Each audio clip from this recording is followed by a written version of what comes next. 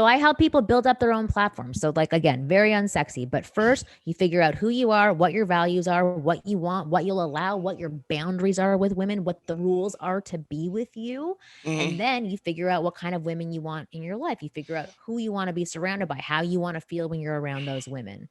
Knowing those things instantly, it takes a while to get those things to mean something to you, Yeah. but right away they provide confidence for you, because again, you're not casting that wide net. You're saying, no, I'm not going to allow a woman to talk to me like that, so Yeah. therefore I'm not going to date you. That builds confidence up over time. Yeah. And then in Yeah. tandem with that, I'm pushing them into social interactions that make them like slightly uncomfortable every single day, so Mm. that they can Get work used to it. that, yeah, work that confidence muscle and build it. It's exactly what I did. I used to be very shy, very insecure, very uncomfortable, total overanalyzer. I'm Jewish. I have to be totally Right. overanalyzing everything every second.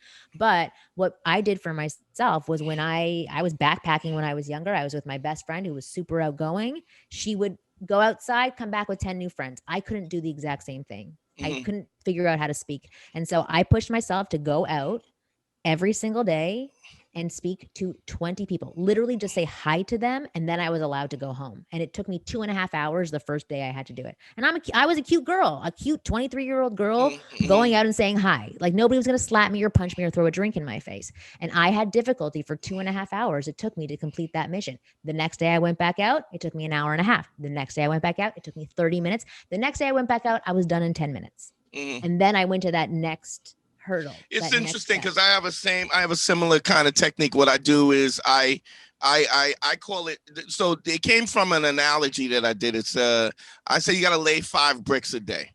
So I like that. the analogy was that if you go in your backyard and you lay 5 bricks, you take cement and you lay 5 bricks, right?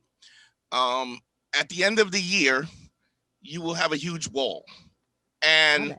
the wall doesn't care whether you enjoyed it or you didn't enjoy it, whether you were Right. excited, whether you were inspired, but there's a wall. And because you've done it so many times, the bricks at the top are done much better than the bricks at the bottom because you Yeah. just through repetition, you come through the. So it also gets to the point where I'll make a commitment. I'll make the guy make a commitment to talk to 5 women every day. I love it. With no No um expectation. no expectation. No Yeah. I don't agenda. want you to get the number. I don't want you to. I don't even want you to just talk to the pretty women.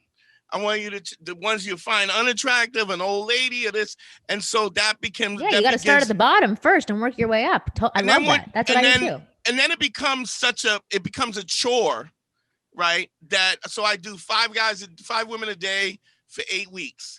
Hmm. When the by the time the second week is gone by, right? So the second week, it comes out to something like 85 women, Yeah. 85, was it 85, 35 women a day. It's like 70 women in 2 weeks. You're more into the fact that so this is interesting about men because men have when you say that a lot of times women can't remove the ego and see the empathy to give advice. What's interesting is that you never hear the terminology "a woman of her word."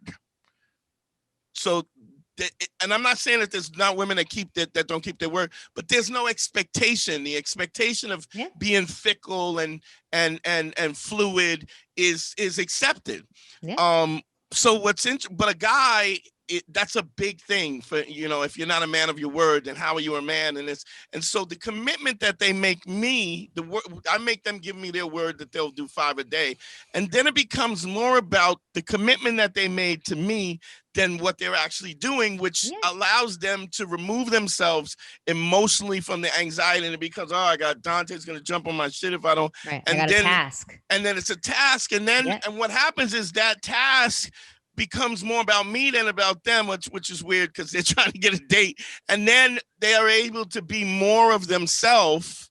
They become more natural in their self and more confident in their own self because it becomes about the task as opposed to Yeah. the And they're anxiety. doing it within a community as well. So therefore it becomes fun. It's not this daunting task that they're doing by themselves where they feel like a big freak. They're doing it as a part of a team. Now, when you say out of a team, what do you take a few guys? I'm saying you and him. Oh, yeah. Oh, right. Together, you're a team and you're trying to accomplish something. And Right, that's right. something that men and women are really good at doing it, but men specifically are really great at doing that. Like Right. having something that they're trying to accomplish and complete, having a goal and achieving it. And exactly what you said, when you distract from the task at hand, Yeah. which freaks them out by themselves, Yeah. and you make it fun and engaging and as part of a team, like we're buddies now doing this together, Right. that makes it easier for them to do and accomplish. Yeah. It's initial. And then once the anxiety is overcome, then you gotta build. Man score 202. Better hear what I've got to say because you won't get it again. I'm not an alpha male. I'm not a beta male either. I'm just a better man. Well, put your happiness first, because if you don't, they won't.